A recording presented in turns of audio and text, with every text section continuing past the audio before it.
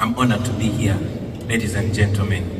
And while I'm here in a beautiful hall, while I'm here sharing smiles as we speak right now, more abductions are going on, more killings are going on. On the 15th of January, we had an election. I was running for president and I believe that I won. But since that day,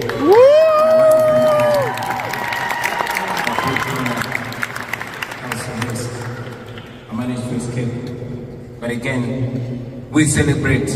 While I'm here, I'm representing the people of Uganda. I'm not here as an exile, no. I'm here as a spokesperson for a country called Uganda.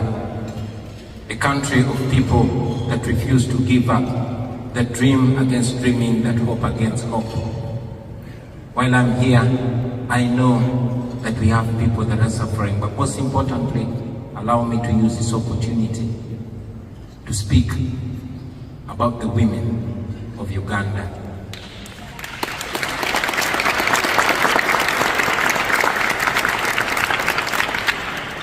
While so many people are bearing the pain, but the women of Uganda in a very special way are standing in the gap. No class, no level is safe. From the woman that sells in the market, right to the new First Lady of Uganda, my own wife, who was raided on the 23rd of January, beaten up by more than 70 soldiers that broke into my house, stripped my wife naked as they filmed. And General Muhoozi Kainerugaba, who is the Chief of Defense Forces and son of General Museveni, who is the President of Uganda, tweets naked pictures of our comrades, tweets subjugated pictures of my wife with pride, celebrating that he's winning. But not just my wife, the strong women that go up to paying the ultimate price. Women like my sister, Edith Katende, the wife of the spokesperson of our party, Alex Waiswa-Mafumbiro, who died a few days ago when the husband was even denied the chance to nurse her and even denied opportunity to lay her to rest.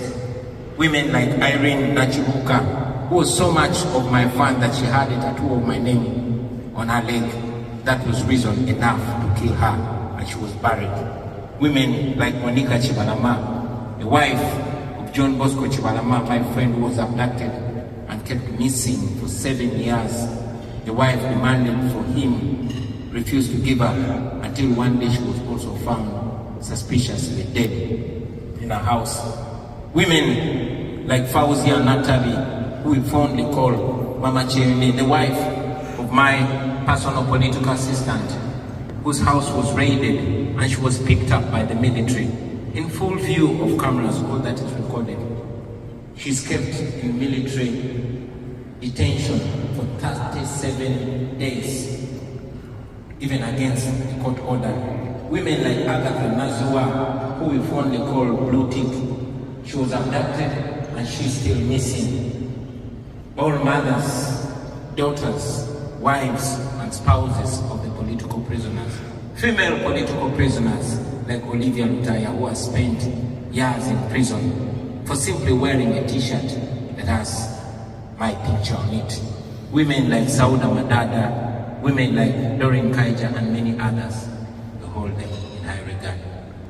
But most importantly, ladies and gentlemen, we look at the solution and not at the problem. Now that we know the problem, now that it's clear that Uganda is under dictatorship like many other countries, and now that I have the opportunity to speak for those millions of people, to the modern world, to the United States of America, who we know is the world's biggest democracy, we request you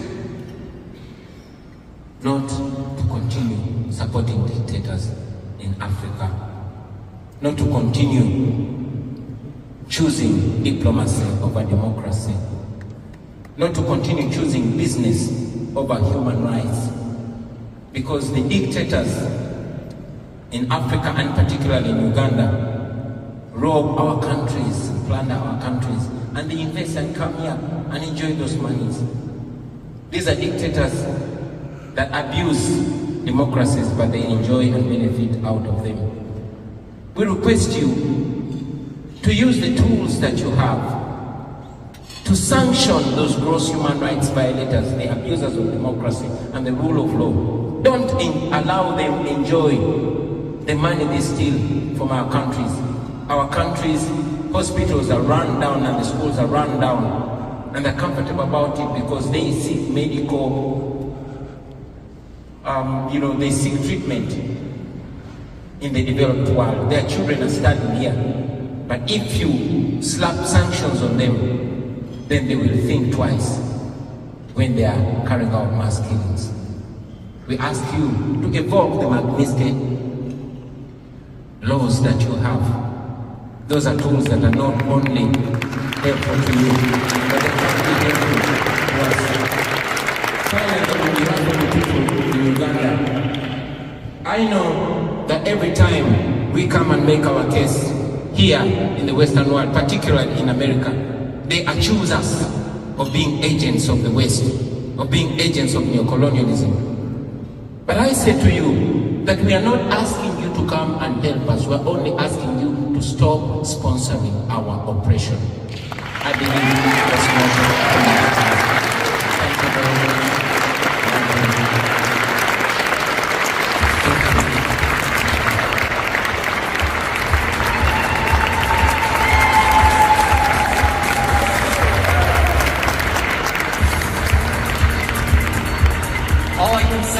All I can say is that on behalf of the Renew Democracy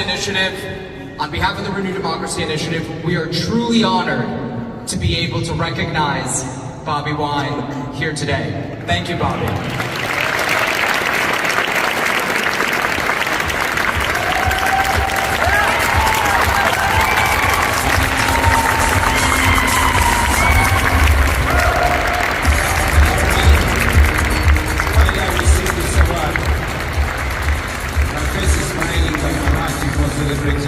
I want to dedicate it to all the political prisoners and prisoners of conscience. Dr. Kiza Besigye, my Deputy President, Honorable Mwanga Chifumbi, the women in prison, those that are in detention, those that are missing, and those that have been killed. Your pain will never go in vain. We can only honor you by not giving up and by standing for the cause that you are paying a big price for. One day we will continue.